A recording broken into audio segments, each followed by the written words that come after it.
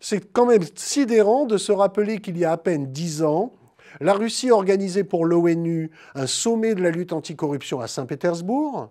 C'est sidérant de se rappeler qu'il y a à peine 10 ans, c'était un Russe qui présidait l'instance principale de la lutte contre l'argent sale, le GAFI, le groupe d'action financière internationale contre le blanchiment des capitaux. Cela signifie que dans ces domaines-là, la Russie paraissait satisfaire parfaitement les pays occidentaux parce qu'elle appliquait de manière exemplaire les standards internationaux dans ces domaines. Le problème, c'est qu'une fois que ces standards appliqués, comment les luttes contre l'argent sale sont mises en œuvre?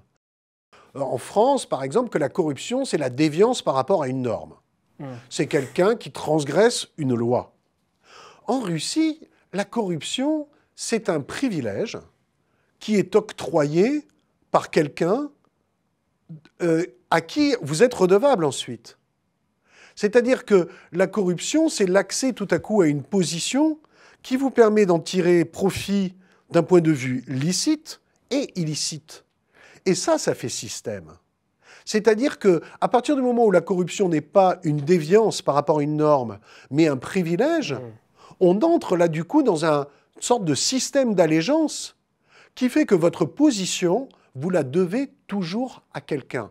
Et ce quelqu'un, vous ne pouvez pas aller contre ses intérêts. La lutte anticorruption, quant à elle, c'est une manière de sélectionner de manière extrêmement, politique, ceux qui vont justement subir les foudres de la lutte anticorruption.